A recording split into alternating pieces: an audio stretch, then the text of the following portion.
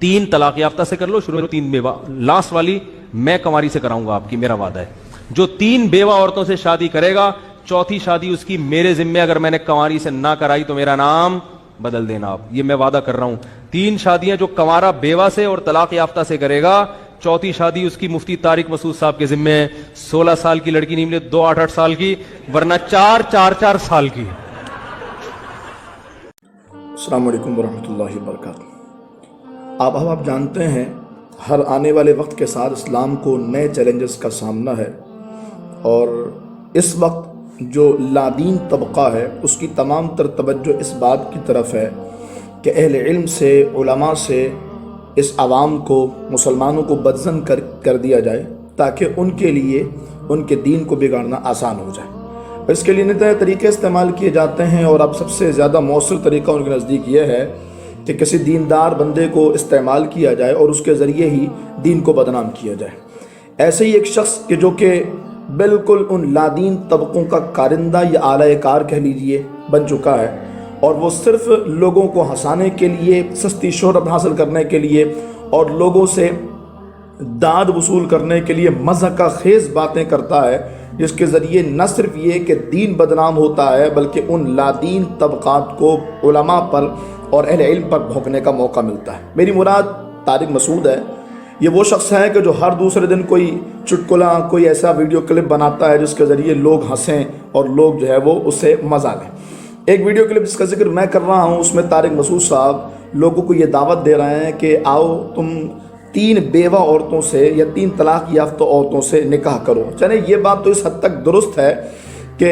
بیوہ یا طلاق یافتہ سے نکاح کرو تاکہ وہ بیچاری جو معاشرے میں پریشان ہیں ان کے لیے کوئی راہ نکل سکے اور ان کی زندگی اچھے انداز سے بسر ہو سکے۔ لیکن یہاں پر یہ بات بھی قابل غور ہے کہ میرے محبوب علیہ الصلوۃ والسلام نے خود کنواری عورتوں سے نکاح کرنے کی ترغیب دلائی ہے، جیسے کہ بخاری شریف میں جناب جابر رضی اللہ تعالیٰ عنہ سے پیارے محبوب علیہ الصلوۃ والسلام نے فرمایا۔ لیکن ظاہر ہے اگر کوئی بیوہ سے یا طلاق یافتہ سے اس نیت سے کرتا ہے کہ اس کا گھر بس جائے گا، اس کی پریشانی دور ہو جائے گی، تو یہ بہت اچھا عمل ہے۔ لیکن اس کے ساتھ ساتھ جو طارق مسعود صاحب کی مضحکہ خیز بات ہے، جس کو لادین اور لبرلز نے بہت اچھالا ہے اور اہل علم کے لیے، علماء کے لیے، اسلام کے لیے بہت زیادہ تکلیف کا باعث وہ چیز بنی ہے، وہ یہ کہتے ہیں کہ 3 طلاق یافتہ یا 3 بیوہ سے تم کرو، چوتھی کنواری سے جو 16 سال کی ہوگی اس سے میں تمہارا نکاح کرواؤں گا، اور اگر 16 سال کی نہ مل سکی تو 2 8 سال کی، ورنہ 4 سال کی۔ کیا مذاق بنا لیا ہے؟ دین کا شرازہ بکھیر کر تم اہل علم ہو، تم دیندار ہو، تم دین کی تعلیمات عام کر رہے ہو، یہ کیا باتیں کر رہے ہو؟ وہ تو بات ٹھیک تھی کہ بیوہ یا طلاق یافتہ سے شادی کی جائے تاکہ گھر بس جائے اور غریبوں کی خیر خواہی، لیکن یہ کون سی بات ہے کہ 4 سال والی؟ یہ تو دین کا مذاق، اور پھر لوگ ہنس رہے ہیں، مسجد میں قہقہا لگ رہا ہے۔ ایسے لوگ یقیناً دین کے دشمن ہیں اور ان کا مطمع نظر اپنی واہ ہے، یا پھر یہ غیروں کے زر خرید لوگ ہیں جن کے ذریعے غیر اپنا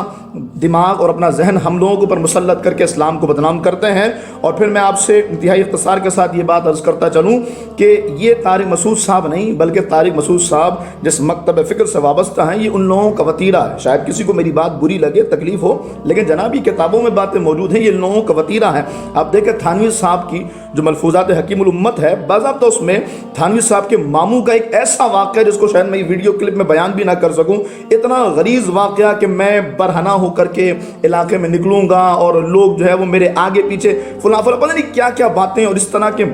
فضولیات کو بیان کیا گیا۔ کیا مقصد ہے بھائی دین کی کتابوں میں جہاں دین کے شریعت کے مسائل میں اس طرح کی باتوں کو ذکر کرنے کا؟ ملفوظات حکیم الامت جلد نمبر 9 صفحہ نمبر 212 پر یہ پورا واقعہ موجود ہے۔ اس طریقے سے گنگوہی صاحب اور نانوتوی صاحب کی قصے تو آپ کو افیئر جس کو کہہ لیں، عجیب و غریب تماشا ہے، وہ مشہور ہے۔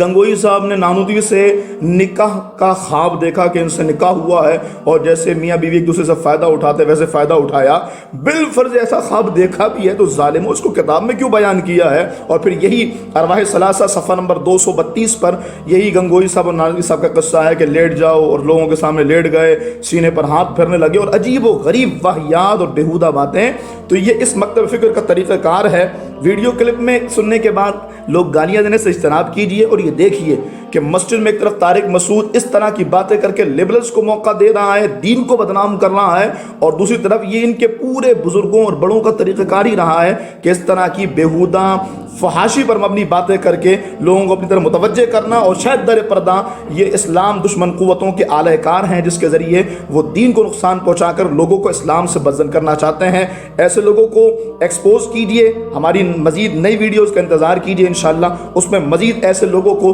کہ جو اس طرح کی باتیں کر کے اسلام کو اور دین کو بدنام کر دیں انشاءاللہ ہم ایکسپوز کریں گے۔ اللہ تعالی ہم سب کا حامی و ناصر۔ اگر آپ نے ابھی تک ہمارا چینل سبسکرائب نہیں کیا تو ہمارے چینل کو سبسکرائب کر لیں